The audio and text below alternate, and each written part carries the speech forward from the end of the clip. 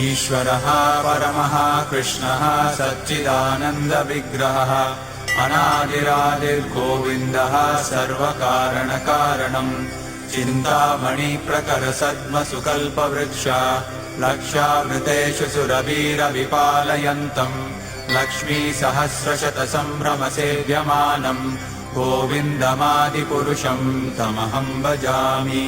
वेणुं क्वणन्तमरविन्ददलायताक्षम् बर्हावतं समसिताम्बुदसुन्दराङ्गम् कन्दर्पकोटिकमनीयविशेषशोभम् गोविन्दमादिपुरुषं तमहं भजामि। आलोलचन्द्रकलसद्वनमाल्यवंशी रत्नाङ्गदं प्रणयकेलिकलाविलासम् श्यामं त्रिभङ्गललितं नियतप्रकाशम् गोविन्दमादिपुरुषं तमहं भजामि। अङ्गानि यस्य सकलेन्द्रियवृत्तिमन्ति पश्यन्ति पान्ति कलयन्ति चिरं जगन्ति आनन्दचिन्मय सदुज्ज्वलविग्रहस्य गोविन्दमादिपुरुषं तमहं भजामि।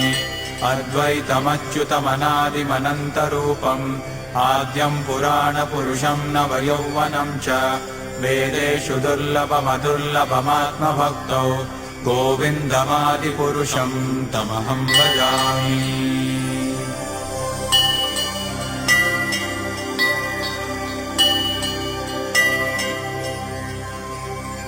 पन्तास्तु कोटिशतवत्सरसम्प्रगम्यो वायोरथापि मनसो मुनिपुङ्गवानाम् सोऽप्यस्ति यत्प्रपदसिम्न्यविचिन्त्य तत्त्वे गोविन्दमादिपुरुषं तमहं भजामि। एकोऽप्यसौ रचयितुं जगदण्डकोटिम् यच्छक्तिरस्ति जगदण्डचयायदन्तः अण्डान्तरस्थपरमाणुचयान्तरस्थम् गोविन्दमादिपुरुषं तमहं भजामि। यद्भावभावितधियो मनुजास्तथैव सम्प्राप्य रूपमहिमासनयानभूषाः सूक्तैर्यमेव निगमप्रतितैस्तुवन्ति गोविन्दमादिपुरुषं तमहं भजामि।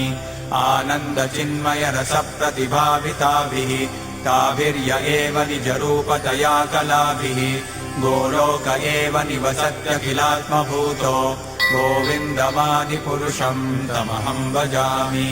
प्रेमाञ्जनच्चुरितभक्तिविलोचनेन सन्तः सदैव हृदयेषु विलोकयन्ति यं श्यामसुन्दरमचिन्त्य गुणस्वरूपम् गोविन्दमादिपुरुषं तमहं भजामि।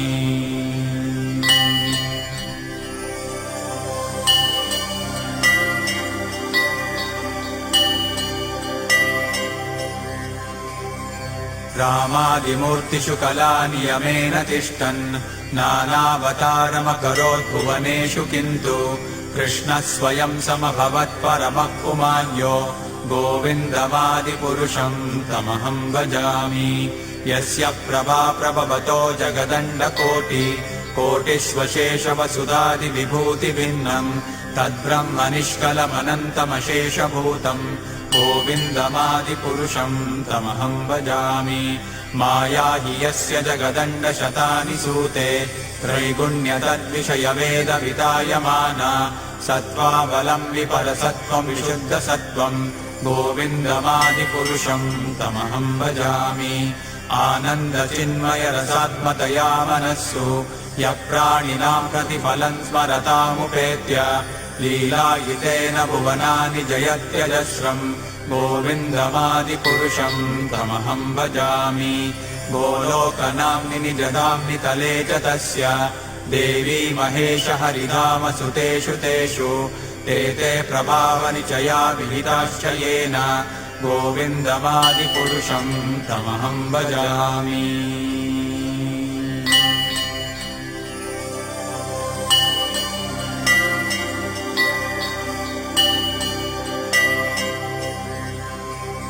सृष्टिस्थितिप्रलयसाधनशक्तिरेका छायेव यस्य भुवनानि बिभर्ति दुर्गा इच्छानुरूपमपि यस्य च चेष्टते सा गोविन्दमादिपुरुषं तमहं भजामि।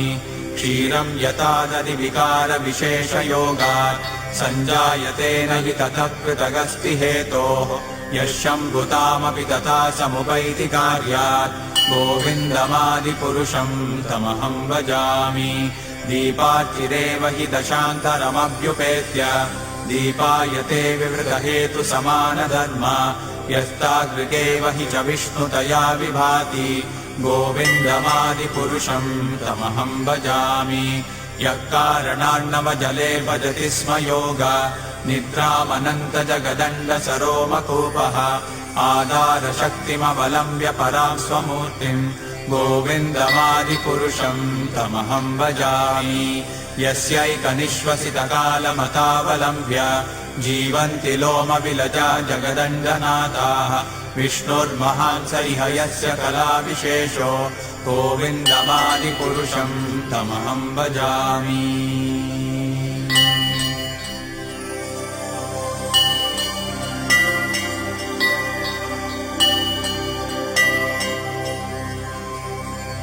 भास्वान् यथाश्मशकलेषु निजेषु तेजः स्वीयं कियत्प्रकटयत्यपि तद्वदत्र ब्रह्माय एष जगदण्डविधानकर्ता गोविन्दमादिपुरुषं तमहं भजामि यत्पादपल्लवयुगं विनिधाय कुम्भ द्वन्द्वे प्रणामसमये स गणाधिराजः विघ्नान् विहन्तुमलमस्य जगत्त्रयस्य गोविन्दमादिपुरुषं तमहं भजामि अग्निर्महीरगणमम्बुमरुद्दिशश्च कालस्तथात्ममनसीति जगत्त्रयाणि यस्माद्भवन्ति विभवन्ति विशन्ति यं च गोविन्दमादिपुरुषं तमहं भजामि यच्चक्षुरेष सविता सकलग्रहाणां राजा समस्तसुरमूर्तिरशेषतेजाः यस्याज्ञया भ्रमति संवृतकालचक्रो गोविन्दमादिपुरुषं तमहं भजामि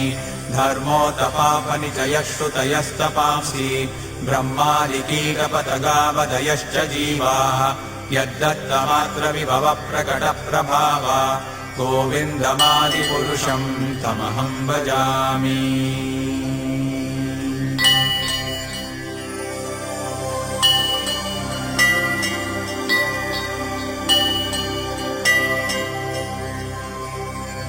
यस्मिन्द्रगोपमतवेन्द्रमहोत्स्वकर्म बन्धानुरूपफलभाजनमातनोति कर्माणि निर्दहति किन्तु च भक्तिभाजाम् गोविन्दमादिपुरुषं तमहं भजामि यं क्रोधकामसहजप्रणयादिवीति वात्सल्यमोहगुरुगौरवसेव्यभावैः सञ्चिन्त्य तस्य सदृशीं तनुमापुरेते गोविन्दमादिपुरुषं तमहं भजामि श्रियः कान्ता कान्तः परमपुरुषः कल्पतरवो द्रुमा भूमिश्चिन्तामणिगणमयीतोऽयममृतम् कथागानं नाट्यं गमनमपि वंशी प्रियसखी चिदानन्दं ज्योतिः परमपि तदास्वाद्यमपि च स यत्र क्षीराब्दी स्रवति सुरभिभ्यश्च सुमहान् निमेषार्धाख्यो वा व्रजति न हि यत्रापि समयः भजे श्वेतद्वीपं तमहमिह